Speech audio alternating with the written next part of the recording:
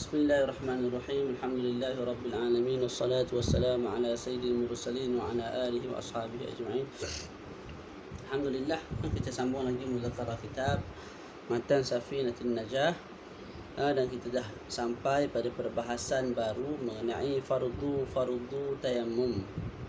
Rukun tayammum. Okey.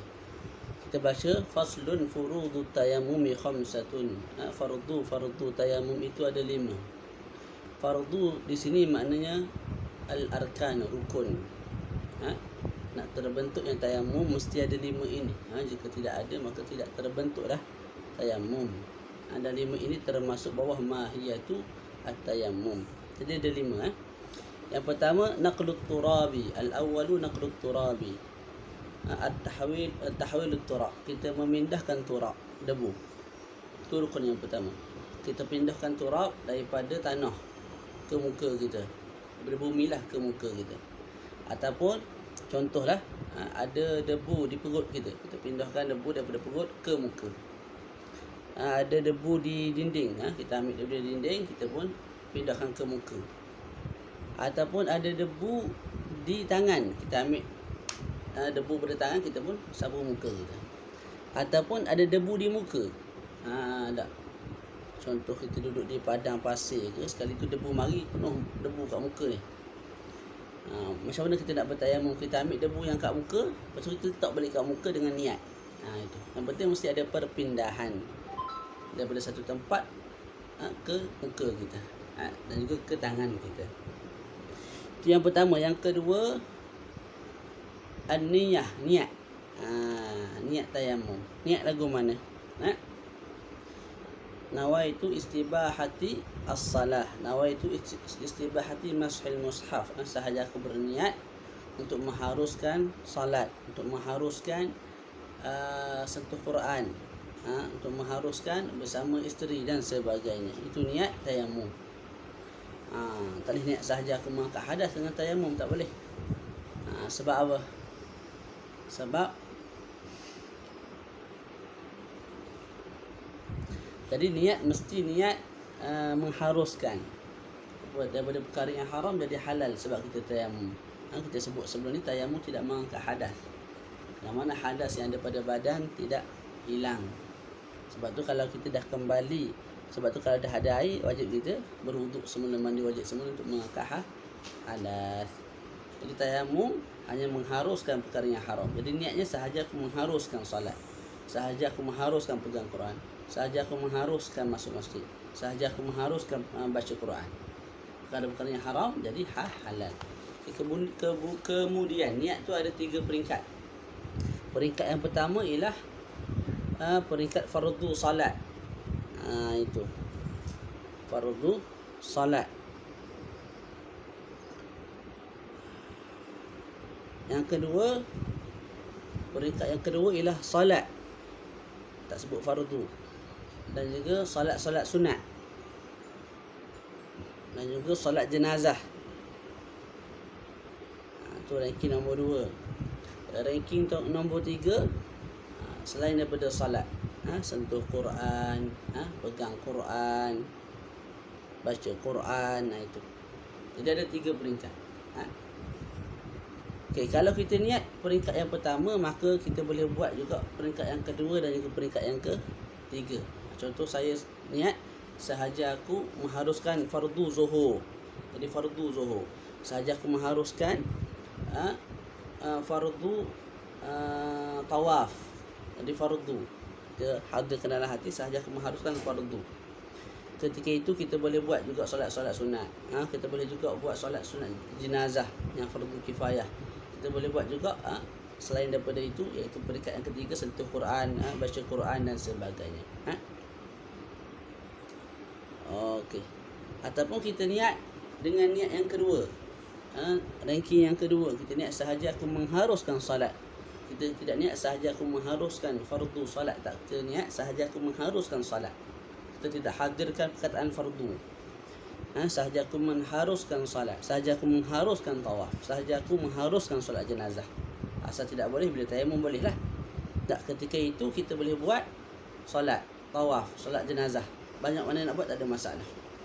Dan juga ranking nombor 3 kita boleh buat juga, sentuh Quran, baca Quran. Tapi nak naik peringkat yang atas iaitu fardu ain, tak lepas. Yang berbentuk fardu tadi tu. Fardu sembahyang, fardu tawaf tak boleh. Jadi saya contohnya bertayamum. Tayamum saya ni untuk mengharuskan sembahyang sunat duha contohlah. Okey, bila saya dah bertayamum, adakah dengan tayamum itu yang saya niat sahaja aku mengharuskan solat sunat duha, saya boleh buat solat zuhur, fardu zuhur, fardu asar? Tidak boleh. Tidak boleh. Tapi kalau nak sentuh Quran boleh. Sebab itu ranking ketiga. Bila kita niat yang tinggi, yang bawah kita boleh buat lah. Okay.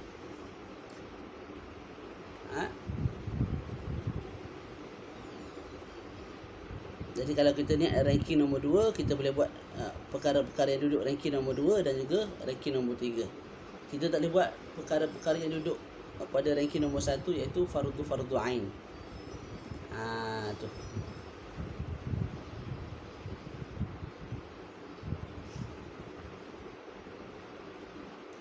Itu. Kalau kita niat ranking nombor 3, istibahata masil mushaf, sahaja aku mengharuskan pegang Quran, sahaja aku mengharuskan masuk masjid, ketika itu tak, kita boleh buat ranking nombor 3 sahaja. Kita tak boleh nak solat dengan tayamum itu. Kita tak boleh nak solat sunat dengan tayamum itu. Kita tak boleh nak solat jenazah dengan tayamum itu. Kita tak boleh nak tawaf sunat dengan tayamum itu. Nombor 1 fardu ain, lebih-lebih lagi lah tidak boleh. Jadi kalau kita nak tayamum, eloknya kita niat yang pertama lah. Sahaja aku mengharuskan fardu solat zuhur ke solat asar, maka kita boleh buat semua perkara yang kita nak buat dengan tayamum itu. Cuma kita dah sebut sebelum ni, satu tayamum hanya untuk satu fardu ain. Tapi fardu kifayah tidak ada masalah, sunat juga tidak ada masalah banyak mana sekalipun. Okey, kalau seseorang tu niat sahaja aku mengharuskan satu perkara yang perlu kepada tayamum, dia niat secara umum, dia tidak sebut sahaja aku mengharuskan solat, sahaja aku mengharuskan fardu solat zuhur, sahaja aku mengharuskan pegang Quran. Dia tak sebut secara khusus, dia sebut sahaja aku mengharuskan perkara-perkara, ataupun sahaja aku mengharuskan perkara yang perlu kepada tayamum. Ketika itu rankingnya diturunkan ke ranking yang terakhir, dengan makna dia hanya boleh buat dengan niat sebegitu perkara-perkara yang duduk pada ranking ke-3, sentuh Quran, baca Quran dan sebagainya. Okay. Kemudian dalam bab niat ini dibincangkan juga tentang masalah apa? Masalah qarnun niyyah wa istidamatun niyyah. Wala budda min qarni niyyati bin naqli ma istidamatiha ila mashi shay'in min al-wajhi fatabtulu idza azabat qabla mashi shay'in minhu. فإن استحضرها إن كفت عند الرمل خلافا لابن حجر ويكفي تجديد النية إذا أحدث بعد النقل وقبل المسح. Nak tak nak, mesti kita sertakan niat bersama-sama dengan naql, perpindahan. Saya tepuk tangan saya ke tanah, ketika itu saya niat dah sahaja aku mengharuskan solat, fardu solat. Dan niat tu mesti berterusan hadir dalam hati saya. Mana saya tak lupa yang saya ni sedang bertayamum begitu.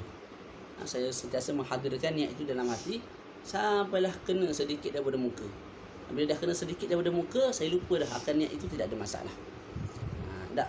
Dengan makna kalau saya sentuh, saya tepuk, ketika itu saya niat dah sahaja aku mengharuskan tayamum, mengharuskan solat zuhur.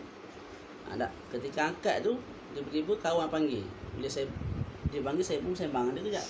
Bila saya bersembang dia, sebelum saya sapu muka, niat tadi hilang. Tak, hilang lah. Sebab kita tak boleh nak fikir dua perkara dalam satu masa. Jadi sekarang kita fokus pada perbincangan kita dan kawan kita. Niat dah hilang dah, niat tayamum tu, sebelum kita sapu sedikit daripada bahagian muka. Tak.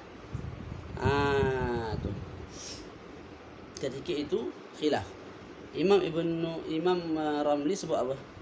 Kalau kamu dah habis bersembang tu, tak, kamu pun nak sambung. Daripada sini sambung.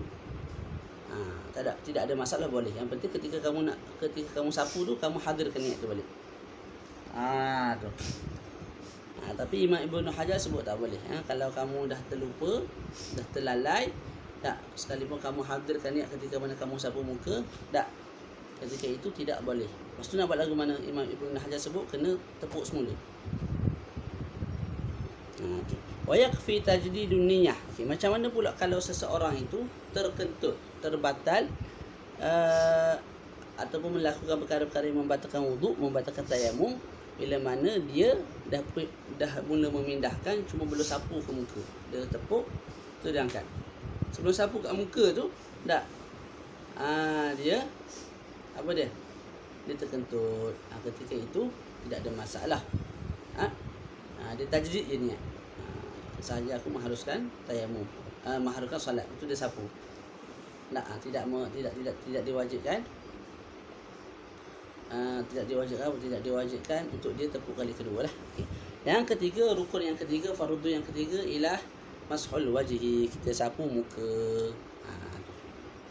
Sapu muka. Kita sebut dah tadi, niat mesti berterusan daripada kita mula-mula tepuk sampailah kita dah sapu. Jadi bila mana kita sapu sikit tu, niat tu tetap hadir. Tetap hadir. Okey. Jadi ketika mana kita sapu muka, niat tu memang sedang hadir, kan? Okey. Maka apa? Yang ketiga, sapu muka lah. Ketika sapu muka tu niat tu hadir, tidak ada masalah. Yang penting cerita tentang sapu muka. Apa muka kita dah bincang dah. Had muka daripada sini sampai ke sini, mulai dari sini sampai ke sini. Jadi kena sapu muka. Kena sampaikan debu-debu ke seluruh muka. Ustaz, ni bulu-bulu ni adakah kena tenyeh debu tu sampai ke masuk ke akar bulu tu? Taklah. Malah membadai di luar saja, di zahir sahaja. Tidak wajib kita tekan sampai ke dalam. Malah tak sunat. Bukan sekadar tidak wajib, malah tidak disunatkan. Jadi ambil debu sekadar lagu tu lah. Ratakan molek. Ratakan. So bulu-bulu ni biarlah, tak rata sampai ke dalam pun tidak ada masalah. Yang keempat, mashul yadain ilal mirfaqain. Sapu tangan sampai kedua siku. Tu. Itu pendapat baru Imam Asy-Syafi'i, daripada sini sampai ke siku. Pendapat qadim ni pandangan Imam Asy-Syafi'i sebelum masuk bumi Mesir. Daripada Iraq sebelum masuk bumi Mesir. Dalam perjalanan tu dianggap sebagai pendapat qadim, pendapat lama juga. Bila masuk Mesir boleh dia katakan sebagai pendapat jadi baru. Dia pendapat qadim sebut daripada ujung ni sampai ke sini, pergelangan. Dan itu dipilih sebagai pendapat yang kuat di sisi Imam An-Nawawi. Jadi kita nak beramal yang mana tidak ada masalah. Cuma bila sebut mazhab, kita sebut daripada sini ujung jari sampai ke siku. Tapi ada ikhtiar, pendapat peribadi Al-Imam An-Nawawi mengatakan sampai ke pergelangan tangan sahaja. Dan pendapat itu memang menyokong pendapat qadim lah. Okey, begitu. Kaifiat nak kita nak sapu tangan. Kaifiatnya mudahnya. Yang penting rata. Kita ambil debu, ikutlah lagu mana pun, yang penting rata sudah lah. Kena tengok muka. Yang penting rata molek. Cuma ada cara yang sunatnya, yang afdalnya. Lagu mana? Kita tepuk debu. Lepas tepuk debu tu kita bagi debu tu nipis sikit. Lepas tu kita buat lagu ni. Tangan kanan kita letak atas tangan kiri. Kanan kita letak atas tangan kiri. Pastikan tangan kanan ni jangan lebih daripada telunjuk jari kiri. Jangan buat lagu ni. Dalam lagu ni. Jangan buat lagu ni. Ni. Ketika itu kita tarik tangan kiri, tarik sampai ke pergelangan. Bila sampai pergelangan yang depan ni, tadi kita angkat tak? Yang depan ni, ni. Kita tekan dan kat ibu jari ni masih belum menekan, mesti diangkat. Kita pun tarik sampai sini, tak pusing. Pusing yang bahagian dalam pula kita sapu sampai sini, barulah ibu jari kita tekan. Buat gitu. Itu belah ni pula. Sini tarik, sini tak tarik sampai ke pergelangan tangan, barulah kita tekan yang ni, tekan. Ibu jari jangan tekan. Tarik. Tak, sampai ke ujung kita pun pusing-pusing. Lepas sini boleh kita tekan ibu jari, boleh kita tarik. Itu cara yang paling sempurna lah. Dah.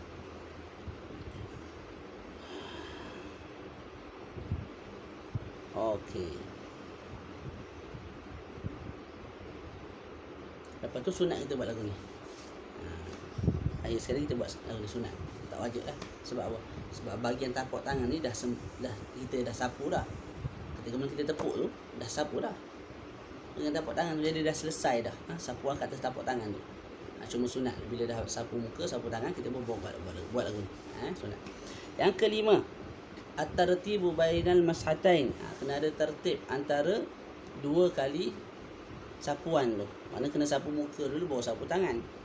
Kalau kita sapu tangan dulu baru sapu muka, ketika itu tidak sah tayamum kita. Sapuan di tangan tidak sah, sapuan di muka pun tidak sah. Kecuali lah kalau kita sapu tangan dulu, tak, lepas tu ketika kita sapu muka tu kita niat tayamum, sahaja aku bertayamum, tak, ketika itu sah lah muka ni. Lepas tu nak buat lagu mana? Tambah lagi tangan. Sebab tangan yang tadi tidak sah sebab tak ikut tertib, jadi muka selesai barulah tangan. Jadi mesti tangan dulu, mestilah muka dulu barulah tangan. Kalau kita terbalikkan tangan dulu baru muka, ketika itu tengok keadaan. Kalau kita buat tangan lepas tu muka tanpa ada niat tayamum ketika mana kita sapu muka, maka tidak sah. Tapi kalau kita sapu muka, selepas kita sapu tangan, kita niat di muka, sahaja aku bertayamum, ketika itu sah muka. Lepas tu nak buat lagu mana tambah pula, kita sapu tangan. Untuk selesainya tayamum. Okey. Yang disebut yang kelima ni apa dia? Tertib antara dua sapuan. Berbeza dengan tertib antara dua perpindahan. Ketika itu tidak diwajibkan, malah disunatkan. Contoh tak?